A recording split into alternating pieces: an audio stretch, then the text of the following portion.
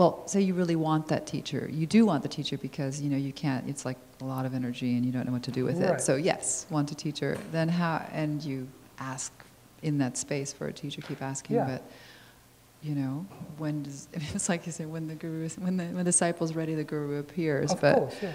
It's very simple from the other side. You see, we all have a spiritual light. And what happens when you do spiritual practices and work on yourself is that light begins to shine. And when the light is shining brightly enough, it attracts the attention of a spiritual being or teacher with whom you have a link. And then he finds you. And I've seen it happen so many times now. When I first saw it, it's still amazing for me because it's like where the two worlds come together. But,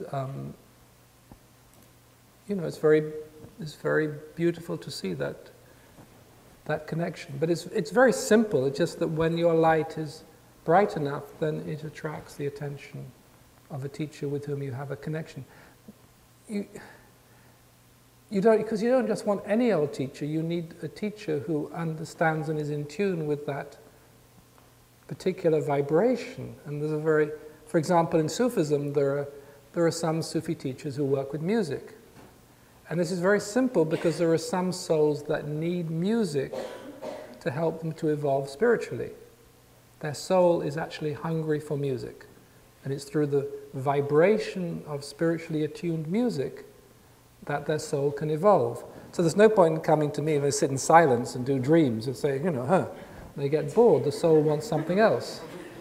Or there are some souls that need dance, and so they might find themselves in a Mevlevi tradition. And then there are other souls.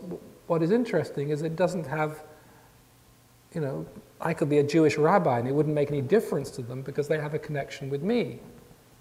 And it's not to do with the path I'm following, it has to just to do with in a connection of the soul that they then turn up. And this life I happen to be a Sufi, so they got to hang out and become Sufis this life. But if I was a Tibetan Lama, they'd become Tibetan. So there's all different sorts of connections with the teacher. I guess in about 100 years' time in the West, there will have a beginning of an understanding of what this whole spiritual teacher thing means. And it's, at the moment, there's a lot of misunderstanding.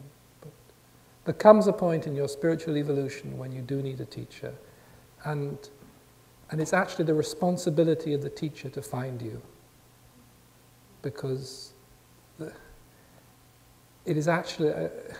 is the responsibility of the teacher to look after the spiritual evolution of those whom he has the duty to look after their spiritual evolution. That's why he's a teacher. He's not a teacher because he's been given that responsibility. There's actually a very funny story about at the beginning of, before time, when all these Sufi souls came together. All the souls of all the people who were going to become Sufis. And there were all the great Sufi sheikhs.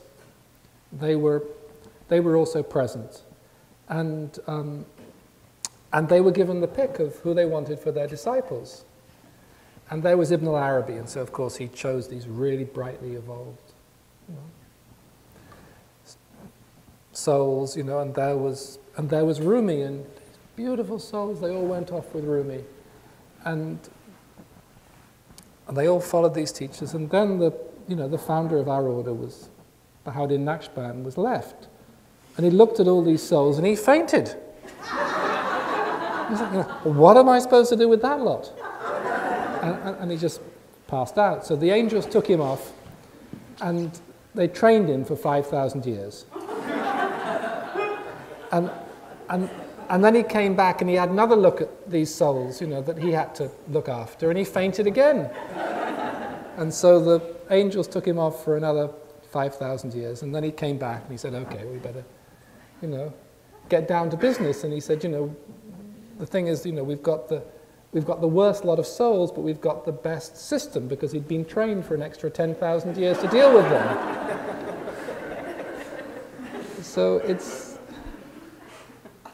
we think it's about us finding a teacher. It's actually the responsibility of the teacher to find those disciples who belong to the path. And when I first came to America, I don't have to do it anymore, I spent 6 years traveling around America finding the people who belong to this path at that time.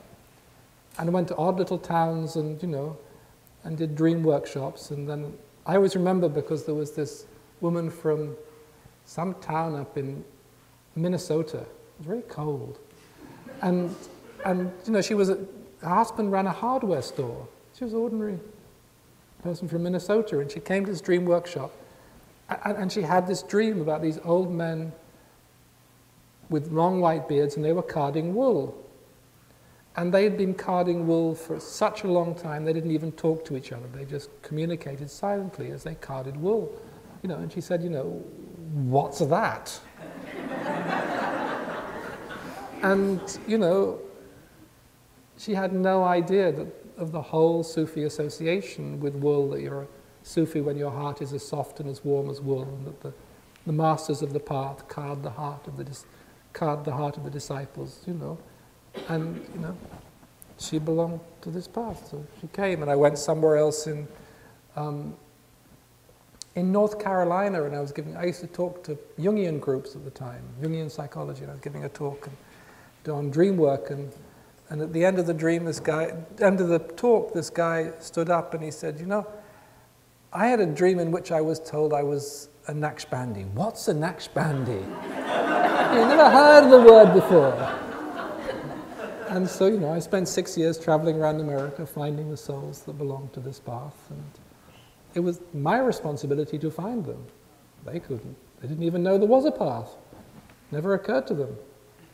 So it is actually the responsibility of the teacher to find the disciple, not the other way around.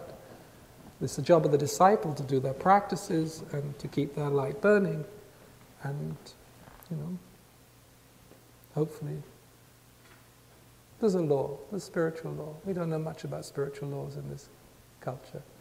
We think it's about us, but there is a spiritual law, and that's when the disciple is ready, the teacher appears. And now you can even find them on the internet.